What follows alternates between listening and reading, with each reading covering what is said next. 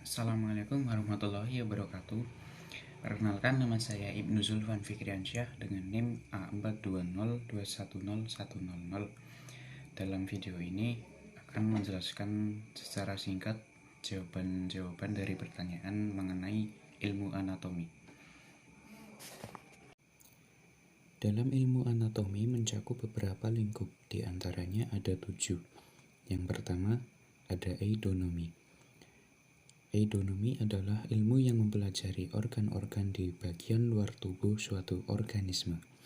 Contohnya seperti kulit, sirip, daun telinga, alat genital luar. Yang kedua adalah anatomi analitik, yaitu ilmu yang mempelajari mengenai susunan tubuh pada makhluk hidup seperti sistem, organ, dan hal yang berkaitan dengan makhluk hidup, serta dapat diidentifikasi dan terdapat pemecahan masalah. Contoh dari kasus ini yakni pada jaringan yang terdapat di tulang terdiri dari sel, substansi dasar, dan komponen fibrilar. Yang ketiga ada anatomi deskriptif. Anatomi deskriptif atau anatomi sistematis adalah studi tentang struktur dan morfologi tubuh makhluk hidup normal melalui suatu organ, perangkat, dan sistemnya. Contohnya pada lengan posterior sistem yang berbeda, seperti sistem peredaran darah dan saraf.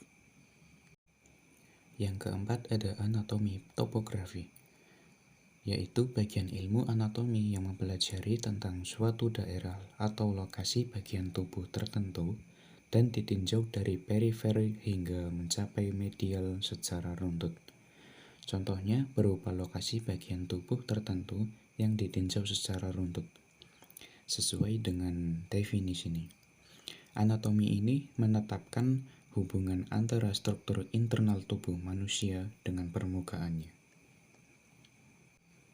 Yang kelima ada anatomi komparatif.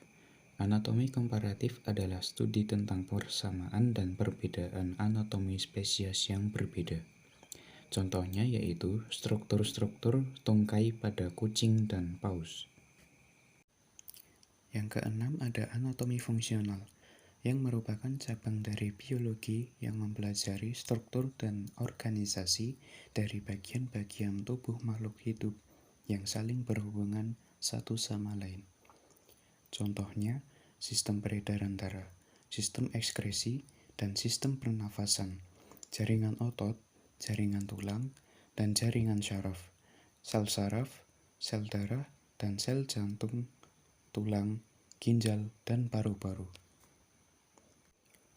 Yang terakhir ada anatomi perkembangan, di mana anatomi perkembangan atau yang biasa disebut dengan embriologi, yaitu merupakan cabang anatomi yang mengkaji perubahan-perubahan sel dari pertama hingga akhir. Contoh dari kasus ini yakni seperti sintesis, mitosis, gap, dan interfase. Manfaat yang dapat dipelajari dari ilmu anatomi untuk kehidupan yaitu menjadi dasar ilmu untuk bidang kesehatan, mengetahui perbedaan letak, struktur, dan sistem hewan ataupun manusia. Adapun ayat Al-Quran yang berhubungan dengan anatomi hewan. Yang pertama ada Quran Surat An-Nur ayat 45. A'udzu billahi minasyaitonir rajim. Bismillahirrahmanirrahim. Wallahu khalaqa kulla dabbatin mimma faminhum man yamshi ala batnihi wa minhum man yamshi ala rijlain wa minhum man yamshi ala arba' yakhluqullahu ma yasha' innallaha ala kulli syai'in qadir. Yang artinya, dan Allah menciptakan semua jenis hewan dari air, maka sebagian ada yang berjalan di atas perutnya dan sebagian berjalan dengan 2 kaki, sedang sebagian yang lain berjalan dengan 4 kaki. Allah menciptakan apa yang Dia kehendaki. Sungguh Allah Maha Kuasa atas segala sesuatu.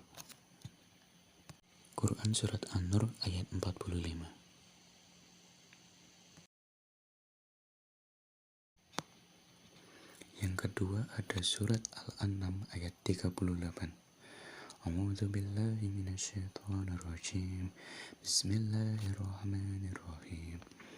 Wa ma min dabbatin fil ardi wala ta'iri yatiru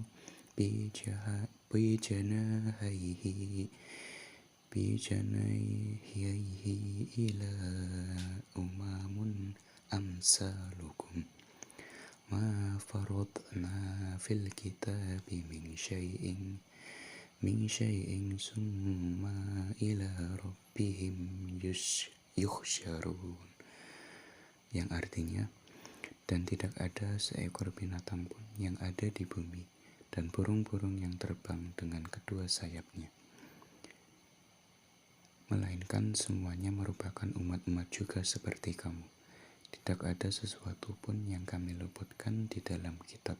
Kemudian kepada Tuhan mereka dikumpulkan. Quran Surat Al-An'am ayat 38.